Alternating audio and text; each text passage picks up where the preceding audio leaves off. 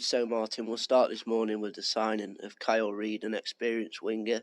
Can you just give us an insight on why you brought him to the football club? Oh, well, we felt for a good few weeks that we probably needed a wide player with a bit of pace. So we've been skirting around looking at different ones. I've made a few phone calls with people that I know that have played with him and worked with him as managers and coaches, and they all sung his praises. So I had a phone call from my boss yesterday morning, which was the morning after the Barrow game, suggesting that we perhaps get another player in and asking if we'd like to. I said that Kyle was available and he was within our price range, and he gave me the go-ahead to do it. So he's a good addition, he's got good experience, he's got a good character and personality, and I think he's going to be good for our club, and we've signed him till the end of the season. Does that mean he's available for Saturday's game? Yes, it does. He's trained with us this morning. He drove up late last night. The club put him into a hotel for last night and for the next couple of nights. And then after Saturday's game, he'll be going back to see his family back in London.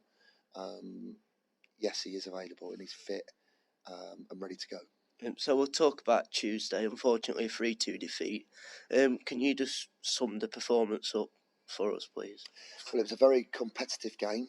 It was a difficult game with a long thrower who did have a decent long throw, which made it very difficult at times trying to get out of our half. They're very competitive. I thought they were very well organised. I thought they were a good team. I thought our players matched up to them very well. We were unlucky to go 1-0 down when we'd had the best chance with a shot just from 8 yards. If that had gone in, it would have probably been a different game. And it's full credit to the players from 1-0 down to come back to lead 2-1. And I would say, without heaping it onto our player, the sending off probably had a big bearing on the outcome of the game. But these things happen and we have to get on with them. And if we do go down to 10 men, we will have to defend that lead better. So when a red card does happen, how do you balance your side and keep them composed? Because no doubt players' head can change when a red card does happen. Yeah, it can change, but we've all seen it. Sometimes the 10 men can play better than the 11 men. We've all seen that happen over the years in our football experiences of fans and supporters, just like I am. Sometimes you can't get your head round how the 10 men can be so much better than what they were with 11. We did have some good little spells, but not many. I don't think we actually got good control of the game, even when we had 10 men. You have to try and keep the ball and retain some possession to take the pressure off, which we didn't manage to achieve. Then after that, we backed off, and then after that, we pushed forward, and we played with 3 up front near the end, even 4 up front near the end to try and get that equaliser. And we had 2 great chances to get an equaliser, and if we had done, I think it would have probably been a fair result. So Sam Wedgbury was unfortunately taken off. Are you able to give us an update on him? Yeah, Sam went in for a scan yesterday morning. Our young physio, well, he's not young, he looks young. Liam got him in for a scan yesterday.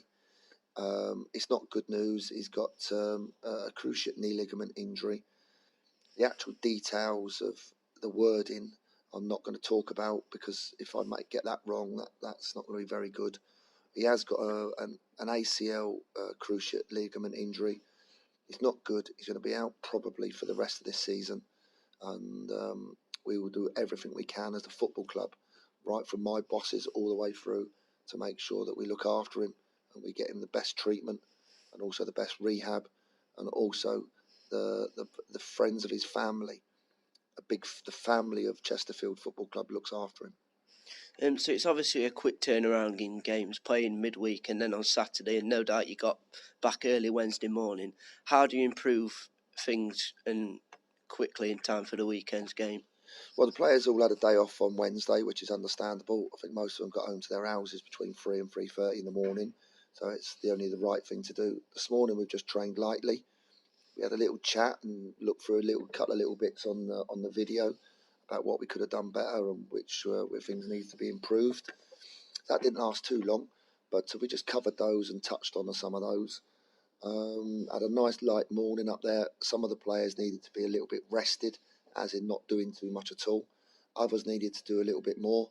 Some have done a bit of work at the end of it. Then we've all come back here and had a bit of lunch. We've sold our allocation for Salford and brought 307 up to Barrow. As a manager, just how good of a feeling is it to see the travelling support, as it's obviously been a rough ride for the fans the past 2 seasons? Yeah, well, I fully understand that last 2 seasons where you're touching on. You know, I've spoken to enough fans and supporters and people around the club to know that the couple of years has been difficult. But what I tried to do in the summer was to say, well, that's a done deal. We do need to close that door on the past. The past is the past. The past has got to stay in the past. We have to learn from the past and why it hasn't happened for this football club and what's gone wrong. But we can't, we can't talk about it every day. I mean, can you imagine it? Oh my God.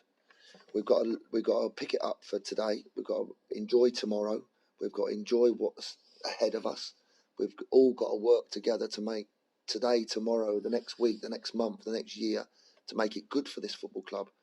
And so this football club gets back, not where it belongs, get back into the league. And this is a big club. This is a great club. This is a great club. And we can make this special. We can. So Salford on Saturday, what are you actually expecting from Graham Alexander's side? Well, they'll be competitive. They'll be good. They've got good players. They've had 4 promotions in 5 seasons. Any club that does that is being run the right way. It's being run properly. They'll be well organised. They've got good players. They've got decent strikers. Tough game for us. And it's a game I'm really looking forward to. Final question, are you just able to give us an update on Adrian? Yes, he came here for lunch today for the players for the first time. He didn't know he was coming until my wife told him this morning at 10:30 to get off the bloody sofa. We're going to meet all the players. And my wife drove him up for lunch. So he's just seen everybody and he's much better. Brilliant, thank you.